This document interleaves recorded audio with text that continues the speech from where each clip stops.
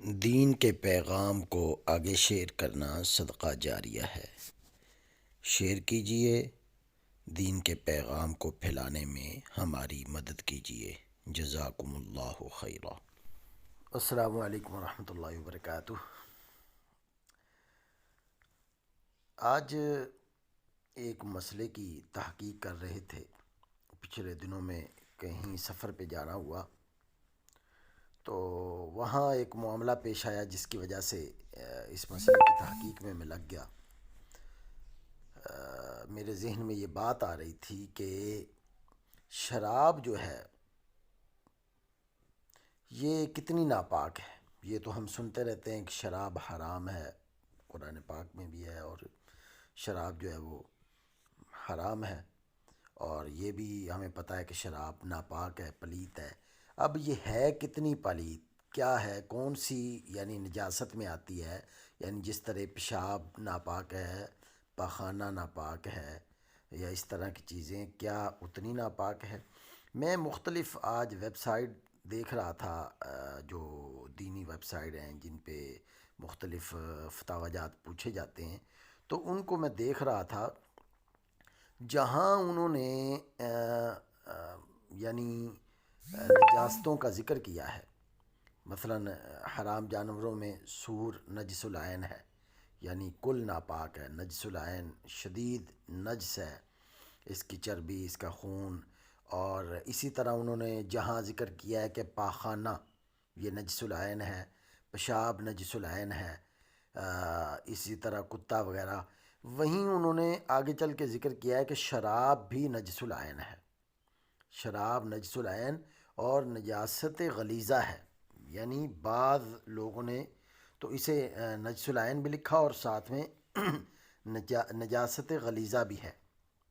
اب اگر آپ اس بات کو شاید نہیں سمجھ سکے تو اس کی میں تھوڑی سی بات کو کھول کر بیان کر دیتا ہوں کہ جیسے پیشاب جو ہے وہ ناپاک ہے، پخانہ ناپاک ہے۔ اب کوئی عقل مند انسان یعنی جس کی عقل سلامت ہو، کیا وہ پخانہ کھاتا ہے یا کیا وہ پیشاب پیتا ہے؟ اسے کہا جائے پیشاب پی لو تو پیشاب کیا پیتا ہے؟ نہیں پیتا۔ لیکن شراب پی لیتے ہیں لوگ، حالانکہ شراب جو ہے یہ جو ہے پیشاب سے بھی زیادہ ناپاک ہے میری تحقیق کے مطابق۔ یہ پیشاب سے بھی میں ابھی پڑھ رہا تھا ایک جگہ پہ کہ اگر ایک برتن میں شراب رکھی ہو اور اس میں سے کچھ نکل جائے یا خشک ہو جائے تو اوپر والا جو برتن کا حصہ ہوتا ہے جہاں سے یعنی چیز کم ہو تو برتن والا حصہ خالی ہو جاتا ہے، تو وہاں اس جگہ پہ یعنی وہ خالی خشک ہو گیا وہ برتن، جو نیچے شراب تھی وہ اگر پڑی پڑی سرکہ بن گئی، سرکہ جب اس برتن سے نکالا جائے گا تو لکھا ہوا ہے کہ وہ سرکہ بھی ناپاک ہو جائے گا اور برتن بھی دوبارہ ناپاک ہو جائے گا۔ کیوں کہ وہ جہاں شراب خشک ہوئی تھی وہاں سرکہ لگا اور سرکہ بھی ناپاک ہو گیا اور برتن بھی ناپاک ہو گیا۔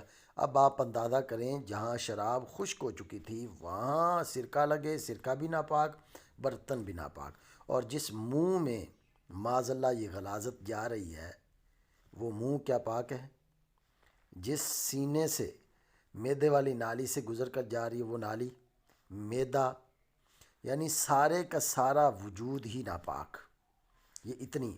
اب میں تو اکثر اوقات یہ بات کہا کرتا ہوں کہ جو لوگ شراب بڑے شوق سے پیتے ہیں، شراب کے بجائے ان کو کہاں کہاں سے پتہ نہیں کہاں سے کیسے ڈھونڈ کر لانی پڑتی ہے، وہ باتھ روم سے جا کر پیشاب کا وہ ایک لوٹا بھرا کریں اور وہ پی لیا کریں، چلو آسانی سے مل تو جائے گا۔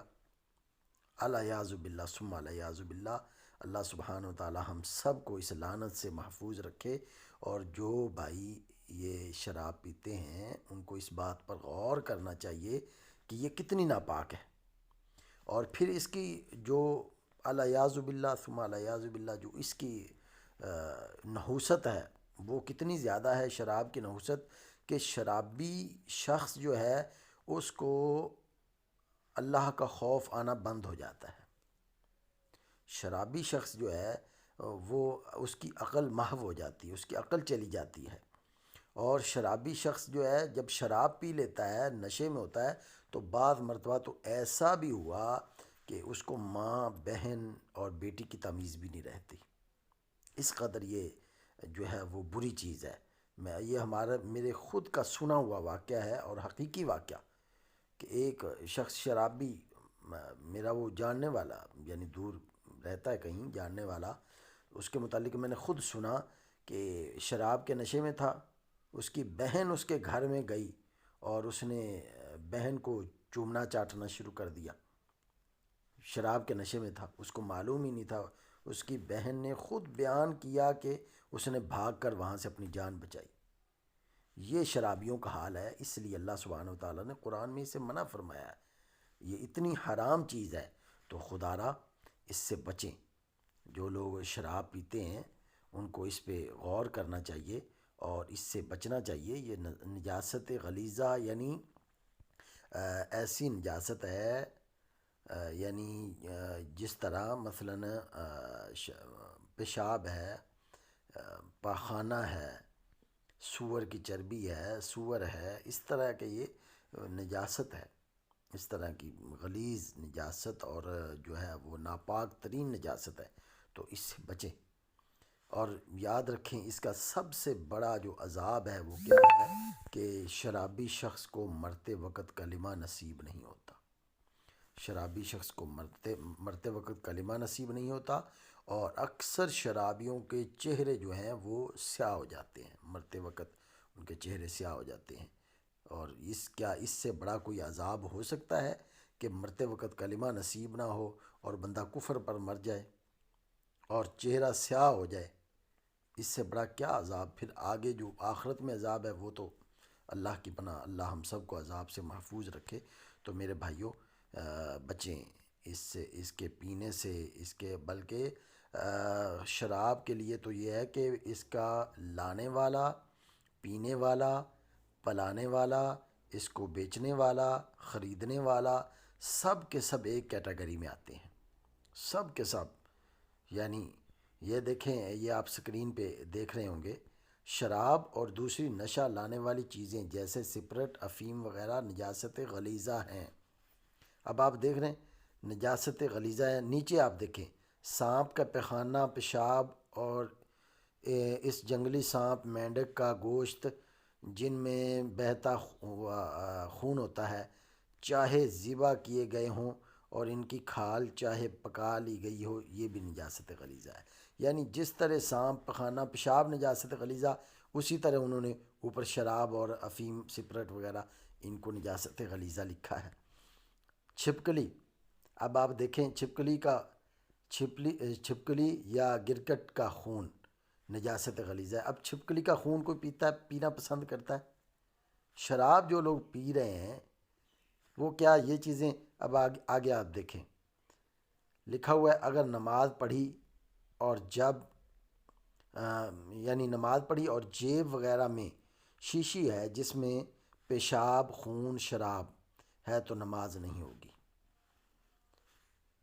آپ دیکھ رہے ہیں کہ نماز پڑھی اور جیب میں کیا کیا چیزیں، یعنی کوئی شیشی ہے جس میں پیشاب، خون یا شراب۔ اب دیکھیں پیشاب جتنا ناپاک اتنی ہی، یعنی خون اور پیشاب جتنا ناپاک اتنی ہی شراب۔ اب پیشاب کو کوئی پینا پسند کرتا ہے؟ شرابیوں سے میری ایک درخواست ہوگی کہ اگر پیشاب کو پینا پسند نہیں کرتے تو ہرگز شراب بھی نہ پئیں۔